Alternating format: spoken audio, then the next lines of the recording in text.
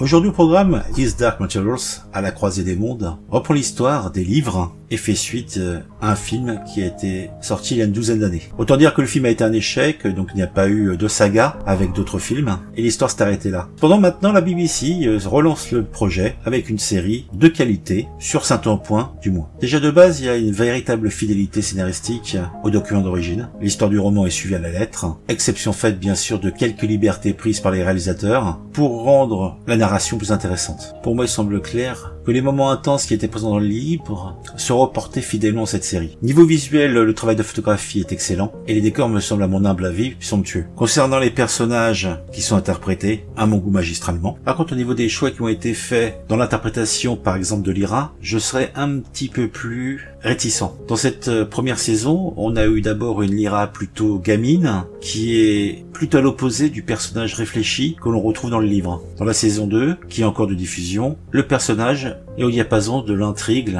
et est beaucoup plus cohérent. Alors peut-être est-ce dû au support, un peu plus compliqué de mettre en image les interactions qu'il y a entre Lyra et son démon. Dans la série, cela reste plutôt superficiel. Comme je l'ai dit, j'ai trouvé que l'image, les décors étaient plutôt sympas, mais on est bien sûr très loin de l'univers du livre. Tout cela est dépeint joliment et représentatif, mais je pense que là, il est clair que les producteurs ont dû faire des choix et que c'est une série télé avec donc un budget limité. Sans vouloir en dire trop, pour ceux qui ne connaissent pas l'histoire, un des moments forts de la première saison, c'est le combat de deux ours en total 3D, munis d'armure, qui se mettent des gros coups de tatane dans le museau, ça dépote. Ceux qui ont lu le livre seront peut-être dépités, déçus, mais pour ceux qui n'ont pas lu le livre, ou plutôt pas lu les livres, il n'y a pas de problème, ça va passer crème. En tout cas, moi j'adhère complètement à cette série, et maintenant on va aller un petit peu plus loin là-dedans. Comme je l'ai dit avant, His Dark Materials à la croisée des mondes est une adaptation de la trilogie de romans du même nom de Philip Pullman. Actuellement, 16 épisodes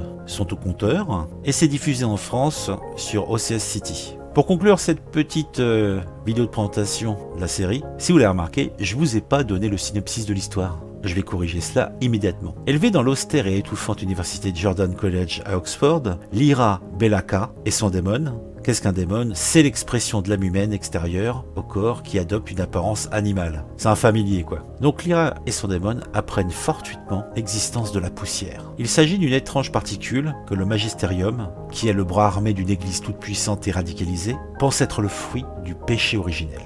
Des érudits ont en effet observé que cette poussière est moins attirée par l'innocence des enfants que par l'expérience des adultes. Des savants, avec le soutien de l'Église, entament de terrifiantes expérimentations sur la poussière en utilisant des enfants kidnappés dans toute l'Angleterre et envoyés dans les royaumes glacés du Grand Nord. Lyra s'engage à la poursuite de ces kidnappeurs d'enfants qui ont notamment capturé son meilleur ami Roger. Dans son périple, elle croise la route d'aventuriers, d'ours parlants et armés et de sorcières. Elle apprendra en outre à se servir de la lithiomètre, qui est un lecteur de vérité, et découvrira les secrets de l'univers ainsi que les forces qui s'assemblent autour de sa propre existence et de sa destinée exceptionnelle. Voilà, ça en dit peu, ça en dit trop. En tout cas, si vous en avez l'opportunité, je vous invite à regarder cette série. Je l'ai mal dépeinte.